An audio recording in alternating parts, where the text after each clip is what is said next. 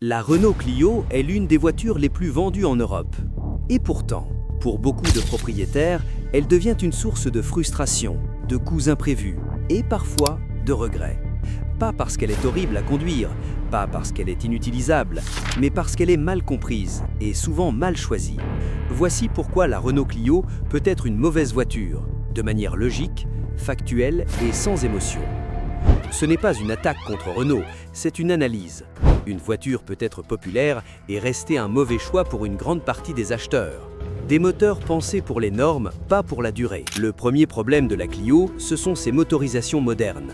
Downsizing, petit moteur, turbo, pression élevée.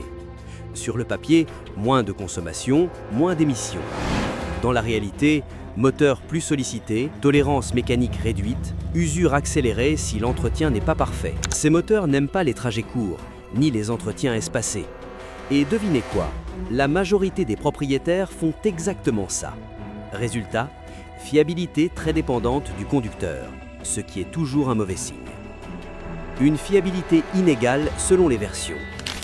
Toutes les Clio ne sont pas égales. Certaines versions sont correctes, d'autres accumulent les problèmes.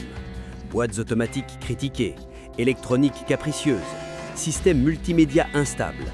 Le problème n'est pas qu'il y ait des défauts, toutes les voitures en ont. Le problème, c'est l'imprévisibilité. Quand une voiture dépend trop de l'année, du moteur, de la boîte ou du logiciel, elle devient un pari. Et une voiture ne devrait jamais être un pari. Une qualité perçue en décalage avec le prix. La Clio a bien évolué visuellement. Elle paraît moderne, bien équipée.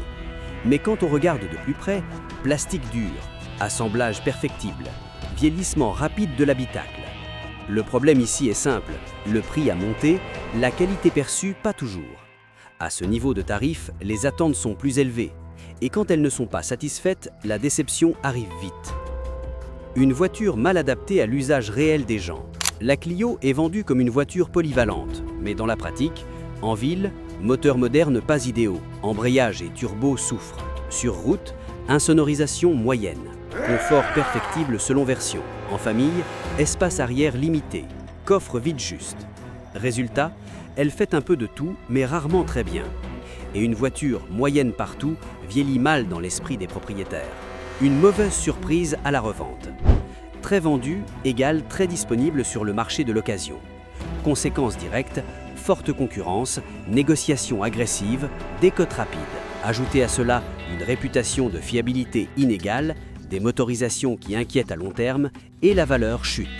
Pas brutalement, silencieusement. La vérité finale. La Renault Clio n'est pas une mauvaise voiture en soi, mais c'est une mauvaise voiture si vous gardez longtemps vos voitures, si vous roulez peu, si vous voulez de la simplicité mécanique, si vous détestez l'incertitude. Elle exige un entretien rigoureux, un usage adapté et un bon choix de version. Et beaucoup d'acheteurs n'en ont pas conscience. La Clio n'est pas faite pour tout le monde. Et le problème, c'est qu'on la vend comme si c'était le cas. Une voiture populaire n'est pas forcément une voiture intelligente. Et certaines alternatives, moins glamour, coûtent beaucoup moins cher sur le long terme. C'est exactement ce que je vous montre dans la prochaine vidéo. Regardez-la avant de signer votre prochain bon de commande.